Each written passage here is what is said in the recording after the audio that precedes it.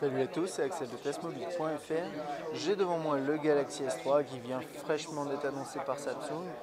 Et j'ai à côté, alors à gauche, le Galaxy S2 qui a été annoncé l'année dernière, au MWC, et le Galaxy Nexus qui a été annoncé également l'année dernière, mais un petit peu plus tard. Alors, qu'est-ce que je vais vous proposer aujourd'hui? C'est de les comparer en termes de design, et puis après je ferai une deuxième vidéo dans laquelle on regardera un petit peu les interfaces rapidement.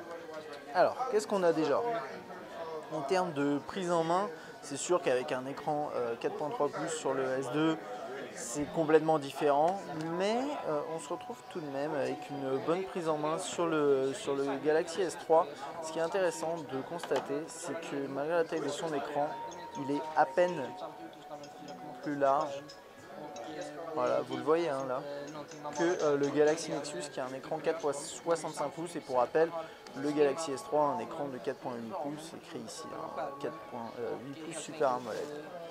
Ensuite, au niveau de la coque arrière, on a des rendus vraiment différents. Donc là ici c'est dans la version bleue, vous avez également la version blanche qui est ici avec une coque arrière un petit peu différente. Et donc en fait elle est brillante mais avec un effet métallique comme si c'était brossé. Donc vous voyez bien la différence, on s'attendait vraiment à voir quelque chose de ce type là de la part de Samsung, comme sur le Note, etc., avec un léger plastique en relief, et maintenant là, ici on a quelque chose de mat, enfin de brillant. Le problème c'est au niveau des traces de doigts, vous voyez, ça va être un carnage, mais sinon c'est plutôt élégant. Donc vous voyez bien les différences ici. Qu'est-ce qu'on a là-haut? L'appareil photo 8 mégapixels, le haut-parleur et le flash LED. Ici on avait le flash LED, c'est du 8 mégapixels sur les deux. À mon avis c'est un capteur assez similaire, d'ailleurs il a l'air d'avoir sensiblement la même taille.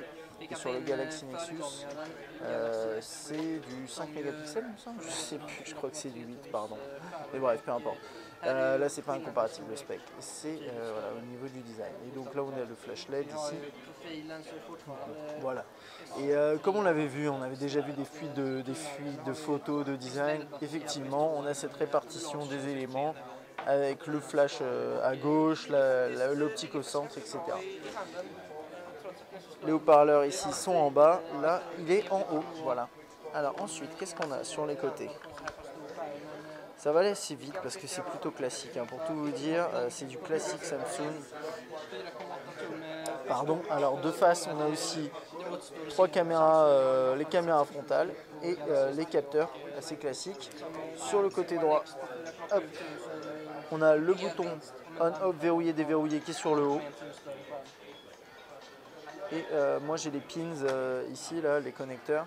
Et sur le S3, il me semble qu'ils sont de l'autre côté, si je dis pas de bêtises. Non, il n'y en a pas. Hein. Je croyais qu'il y en avait, désolé. Alors je me suis trompé.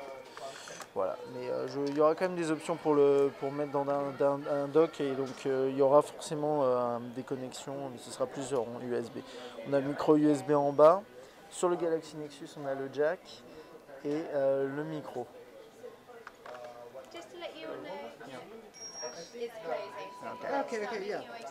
Ok, donc on doit bientôt partir, donc je vais juste montrer ça. On a les jacks ici S3 et S2 qui sont sur le haut. Sur le S3 il est plus sur la gauche, sur le S2 il était plutôt sur la droite. Bon, c'est un détail, ça ne change pas grand chose au final. Et sur la tranche gauche, on a le bouton de volume. Et on trouve que, enfin, sincèrement, en termes de design, il ressemble beaucoup plus au Galaxy Nexus qu'à un Galaxy S2. Regardez ça. On sent qu'il y a vraiment une inspiration au niveau du design, ne serait-ce que sur les bords arrondis, le côté un peu courbé, etc.